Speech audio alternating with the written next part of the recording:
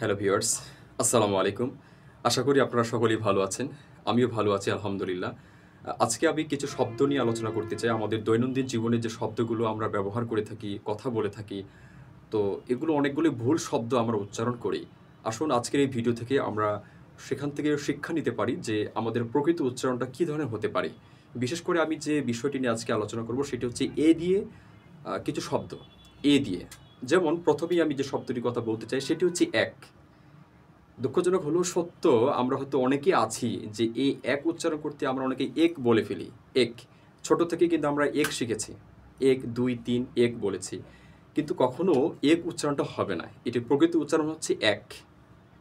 তাহলে একের পরে যদি আমরা একটা ট যুক্ত করি অর্থাৎ টা, তাহলে হয়ে যায় কিন্তু একটা। তাহলে এটার উচ্চারণ হচ্ছে একটা। কিন্তু এখন যদি আমি টা যুক্ত না করে একের পরে যদি আমি টি শব্দটি বলি, টি যদি বলি টি, যে একটি, তাহলে কিন্তু আমার উচ্চারণ হবে একটি। একটি কিন্তু না। কিন্তু নর্মালি কিন্তু আমরা কথা বলার সময় একটি বলি। এক, একটা, একটি, কিন্তু না, একটি হবে না। এটা হবে একটি, একটি না। তাহলে প্রথমে উচ্চারণ হবে এক, এটা ঠিক আছে।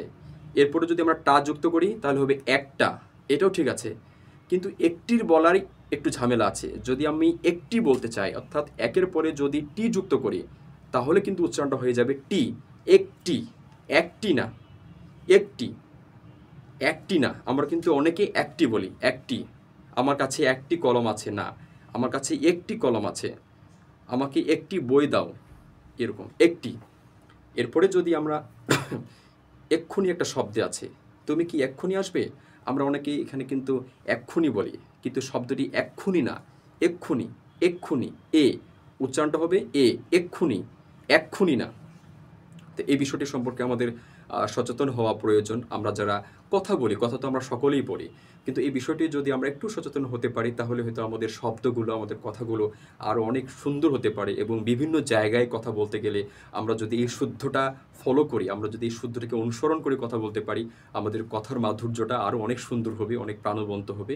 এবং নিজে শিখতে পারলে আমরা অন্যকেও শেখাতে পারবো।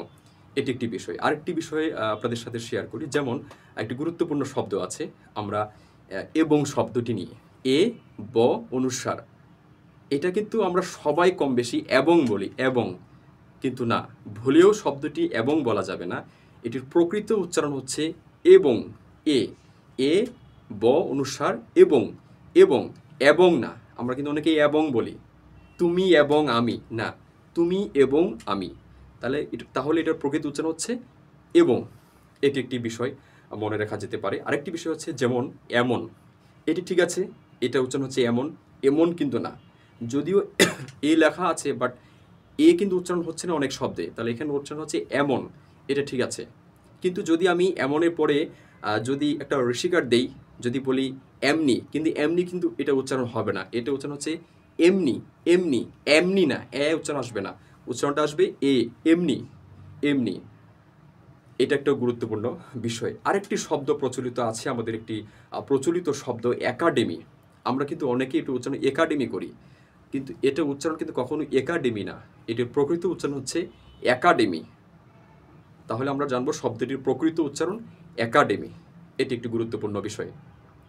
তাহলে আশা করি আপনারা আমার কথা বুঝতে পেরেছেন। আমরা যে শব্দগুলো নিয়ে আলোচনা করলাম, আমাদের দৈনন্দিন জীবনে ব্যবহৃত হয় এই শব্দগুলোর প্রতি আমাদের একটু যত্নশীল হলে পরে আমরা সঠিক যে অর্থটি আছে, সঠিক যে শব্দটি আছে, উচ্চারণ আছে, সেটি কিন্তু আমরা করতে পারি।